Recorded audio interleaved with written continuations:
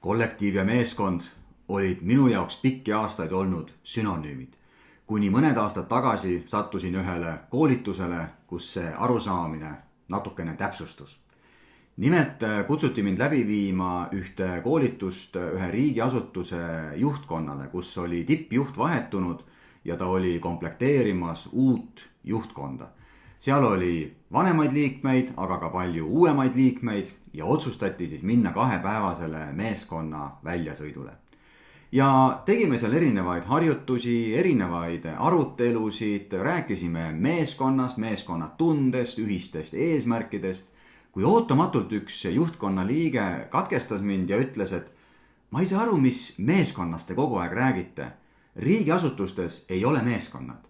Riigiasutustes on kollektiivid. Ja minu jaoks oli see üllatav mõttekäik, sellepärast et ma olin alati arvanud, et need kaks asja on ju sünonüümid. Ja ma küsisin temalt siis, et kas need nagu üks ja sama asi ei ole. Ja ta ütleb selle peale, vaadake, muidugi ei ole. Sest meeskonnas on inimestel üks eesmärk, aga kollektiivis on inimestel üks tööandja. See oli väga-väga tabavalt öeldud.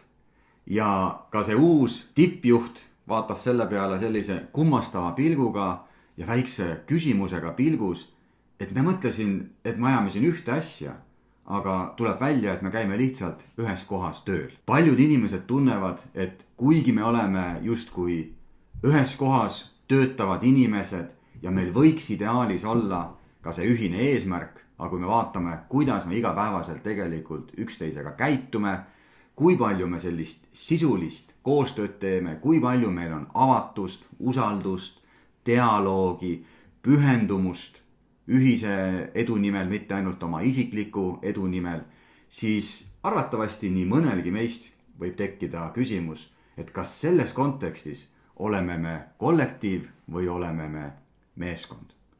Ja kui meeskond jõuab nii-öelda kollektiivi faasi, siis selle peamiseks tunnuseks ongi see, et inimesed kannavad natukene maske. Nad tunnevad, et see keskkond ei ole piisavalt usalduslik, turvaline, avatud, ei saa ennast väljendada, ei saa anda tagasisidet, ei saa küsida mingeid asju, sest kardetakse, et võib-olla võetakse seda kuidagimoodi kriitikana, rünnakuna, igaüks kaitseb oma huve, oma territooriumi ja loomulikult selle tulemusena hakkab langema ühtsustunne, aga ka koostöövaim ja lõpuks hakkab see mõju avaldama ka tulemustele. Ma olen 15 aastat erinevate meeskondadega kokku puutunud. Alustades motivatsioonikoolitajana, seejärel mõistes, kuidas moodi motivatsioon kaob inimestel sageli ära seetõttu, et meeskonnas on probleemid ja ajas jõudes ka juhtide koolitamiseni, sellepärast et otsesel juhil on kõige suurem mõju sellele, kui hästi üks meeskond toimib ja kui motiveeritud inimesed selles meeskonnas on. Ja selle 15 aasta jooksul ma olen hakanud mõttes jagama meeskondi 3 rühma ja ma olen nimetanud selle 3I süsteemiks. Ja vaata, kas sina tunned siin oma meeskonna ära. Esimese taseme meeskonnad on sellised meeskonnad, kus domineerivad ja prevaleerivad isikud, egod. Need on need olukorrad, kus näiteks personaliosakond otsib koolitusmeeskonnale ja kui me kohtume, eelkohtumisel ma küsin, et miks te üldse seda koolitust otsite ja personalijuht jääb korraks mõttesse ja ütleb siis umbes midagi sellist, et saage aru, meil töötavad seal ju isiksused. Ja põhimõtteliselt on ju pilt selge. Suured isiksused ei saa üksteisega hakkama, trambivad üksteisel varvastel, on tekkinud isiklikud konfliktid, võimuvõitlus, võimumängud, kontoripoliitika ja kõik see, mis siit esimese tasandi meeskonnast välja paistab. Ja see viib ühe meeskonna punkti, kus on õhkpaks. Inimesed võistlevad üksteisega, mitte eluterve tulemuslikkuse nimel, vaid pigem selle nimel, kes on targem, kes on tähtsam, kelle sõna jääb ikkagi viimasena peale. Ja see tekitab väga ebakindla ja ebaturvalise keskkonna, kus inimesed on sunnitud neid maske kandma. Nad ei saa ausad olla, sest kogu aeg on hirm, et keegi kasutab miskit minu vastu ära, mis tõttu ma pean olema valvas, mida ma ütlen, kuidas ma ütlen, kus ma ütlen. Ja selle tulemusena väga suur osa aurust, mis võiks minna tegelikult koostööle ja oma isiklikule tööle, see läheb tegelikult sellist laadi konfliktidega tegelemisele ja loomulikult ei ole oodata sealt ka erilist tulemust. Ja metafoorina võibki öelda, et sellises meeskonnas inimesed reaalselt vajavad kaitset ja nad kasutavad selleks justkui nähtamatut tekki, sest kunagi ei tea, kes oma sõnadega või oma tegudega võib rünnata mind ja ma pean olema selleks valmis ja loomulikult on sellises meeskonnas väga ebamugav töötada. Õnneks on selliseid meeskondi pigem ikkagi vähe. Kõige rohkem on teise taseme meeskondi, ehk siis teine I ja sellises meeskonnas domineerivad ja prevaleerivad isiklikud eesmärgid. Inimesed üksteisega saavad täitsa hästi hakkama, selliseid aktiivseid isiklikke konflikte ei ole, kuigi samal ajal võib olla üksteisega omajagu rahulolematust.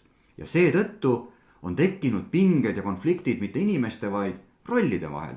Ehk siis inimesed ei vasta üksteise ootustele, sest on erinevad arusaamised, kuidas meeskonnas käituda, kuidas mingeid asju teha, kuidas koosolekutele käituda, kuidas kirjadele vastata. Ehk siis mingisugused töövõtted, arusaamised on erinevad, aga kuna keskkond ei ole ka piisavalt ikkagi turvaline veel, ei saa ka neid asju välja öelda, sest et keegi võib seda jätkuvalt võtta isiklikult. Aga samal ajal on õpitud üksteisega koos töötama ja osatakse hoida kunstlikku harmooniat. Ehk siis me teame, kuidas moodi üksteisega koos töötada, nii et me tülli ei lähe ja töö saaks samal ajal ikkagi tehtud. Sest et inimlikul tasandil pole meil üksteise vastu midagi, inimesena sa oled täiesti normaalne inimene.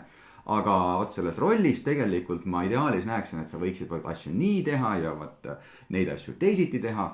Ja see võib olla nii juhi suunas kui ka tegelikult kolleegide suunas. Ja see on siis selline meeskond, kus on tunda selline eluterve kas tulemuste nimel võistlemine või ka mõningane selline sotsiaalne võistlemine, aga see ei tekita otseseid konflikte ja pingeid. Kui selline nähtus on juhtkonna tasandil, siis seda nimetatakse silotornideks.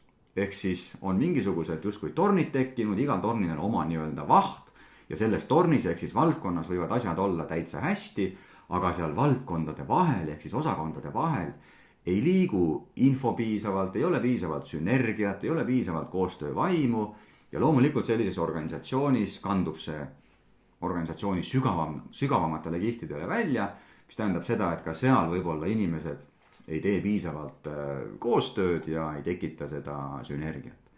Ja metafoorina võib sellises meeskonnas kasutada siis justkui käib selline varjatud teki sikutamine, et me teeme head nägu ja saame läbi, oleme sõbralikud, teeme nalja, oleme koosolekutel koos, käime ühisüritustel koos, aga mingil tasandil on tegelikult tunda see rahulolematus ja kerge rivaalitsemine.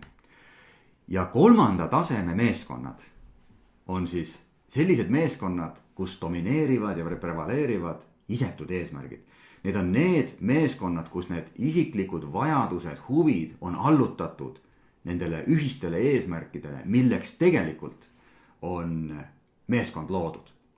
Ja kõikides meeskondades, ka sellistes, mis igapäevaselt opereerivad siin I2 või I1 tasandil, neil see oskus, teave ja võime tegelikult joonduda, mobiliseeruda selle ühise eesmärgi nimel on olemas.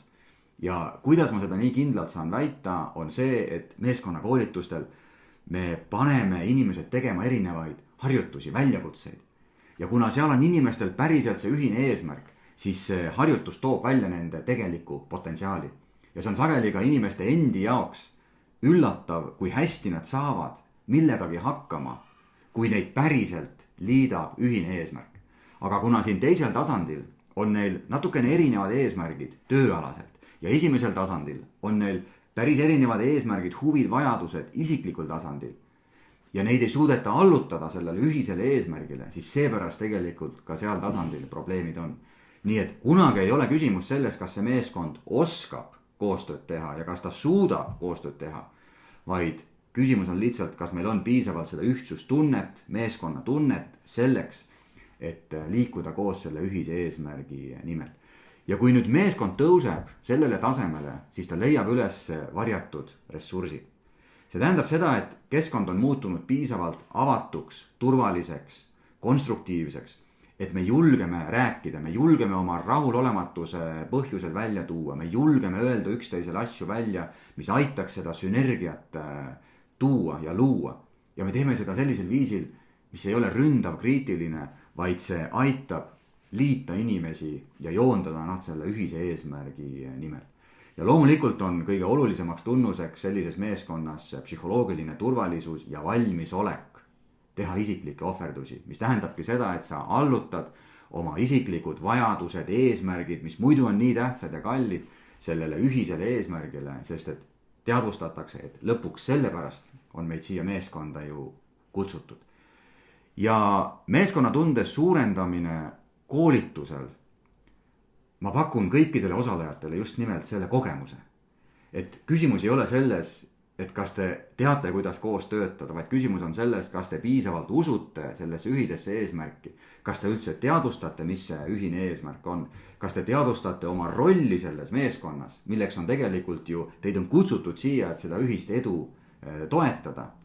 Ja läbi selliste harjutuste, arutelude, analüüside, inimestel tekivad need taipamised, tõdemused ja kindlustunne, et vau, et ma mõistan paremini nüüd, kuhu me liigume, miks me sinna liigume ja kuidas me koos saame kõige tõhusamalt sinna liikuda.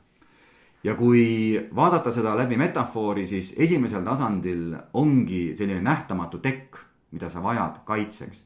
Teisel tasandil käib kerge selline teki sikutamine. Siis sellel kolmandal tasandil toimub päriselt teki jagamine.